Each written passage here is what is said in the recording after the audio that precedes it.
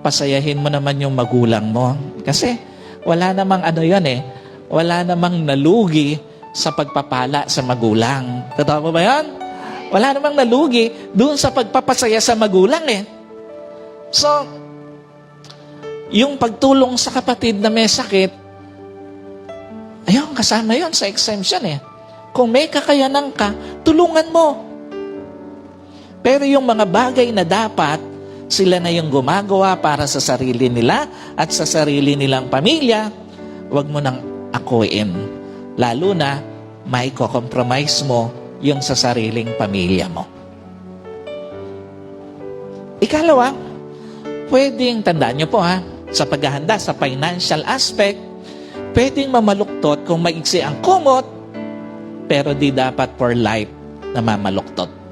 Tandaan nyo pong mabuti. Alam niyo po, hindi biglaan ang pagginhawa sa buhay, pero dapat ang mag-asawa hindi mapagod na abutin ang ginhawahan sa buhay.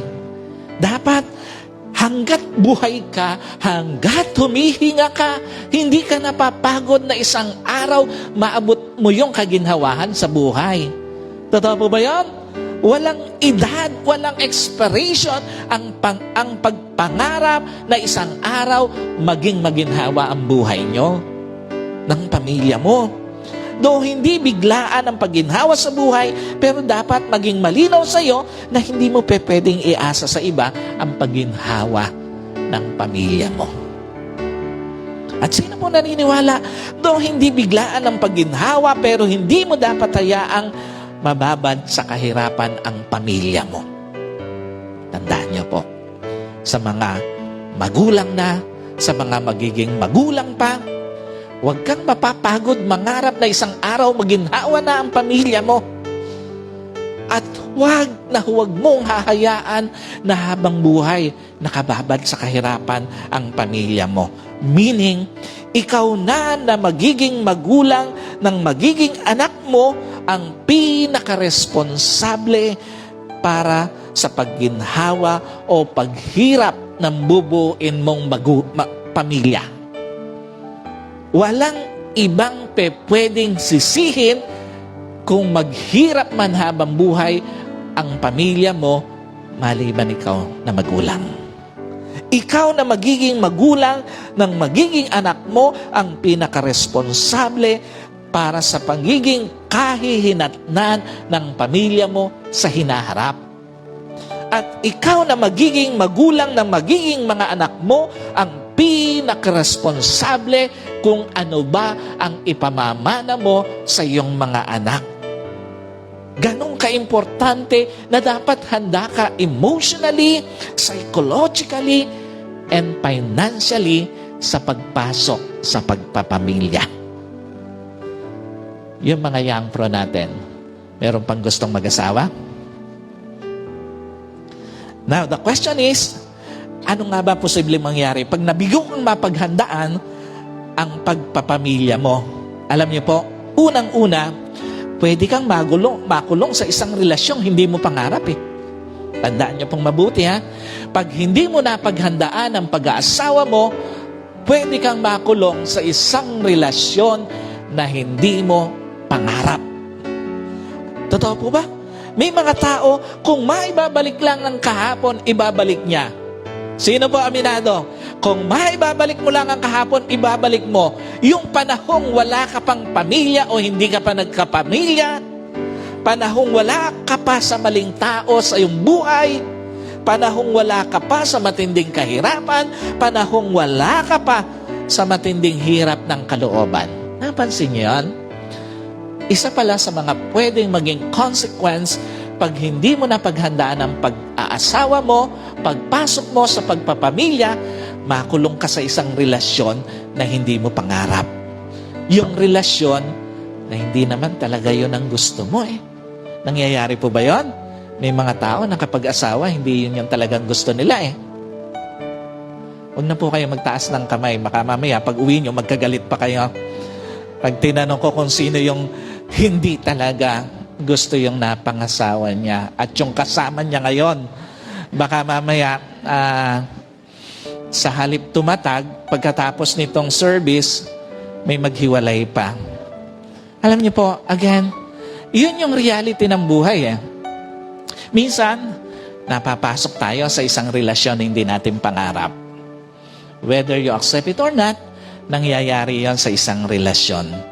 May mga pagkakataon, nabubuhay ka sa isang relasyon na punong-puno ka ng sakit ng kalooban. Totoo po ba yan? Minsan, nabubuhay ka sa isang relasyon na hindi naman ito yung pangarap mo eh. Hindi ito yung gusto mo na dapat na relasyon para sa'yo. What's the point? Una, kung pipili ka ng mapapangasawa, para po ito sa mga nakapili na o sa mga hindi pa nakakapili. Kung pipili ka ng mapapangasawa, piliin mo na yung handa kang ipaglaban at handa mong ipaglaban.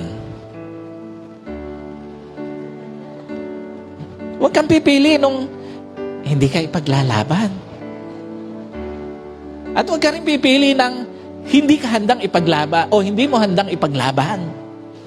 Alam niyo po, napaka-importante na yung pipiliin mo makakasama habang buhay, handa kang ipaglaban. Hindi yung nawalan lang ng pera, isosoli ka na sa magulang mo. Huwag ganon ang pipiliin. Hindi yung mayroon lang kayong hindi na pagkasunduan, hiwalay agad ang gusto o hiwalayan agad. At hindi yung hindi lang nasunod ang gusto, naghanap na ng ibang gugustuhin. Huwag kang pipili nung gano'n. Sa mga young pro natin, kapag ka ang boyfriend mo, ang girlfriend mo, nagka-problema kayo, naghanap kagad ng ibang katchat, tuluyan mo ng hiwalayan. Mamumroblema ka pag natuluyan kayong mag-asawa at ganyan ang attitude niya, isang araw mamumroblema ka. Piliin mo yung handa kang ipaglaban. Piliin mo yung handa mo ring ipaglaban. Na kahit na ano mangyari, ipaglalaban nyo ang inyong relasyon. Sa mga mag-asawa po ngayon, sino handang ipaglaban yung kanilang relasyon ngayon? Yung mga kahit ano mangyari, kahit wala kayong pera, ipaglalaban nyo yung relasyon na yan. May mga hindi kayo pinagkakasunduan, ipaglalaban nyo pa rin yung relasyon na yan. Alam nyo po, again, napaka-importante na yung pipiliin mo makakasama sa habang buhay, yung bang sa kabila ng imperfection, handa kang mag-stay sa tabi niya. At handa siyang mag-stay sa tabi mo. Alam niyo po, yung pipiliin mo, yung sa kabila ng kanyang kahinaan, handa kang tulungan na ma-overcome niya yon.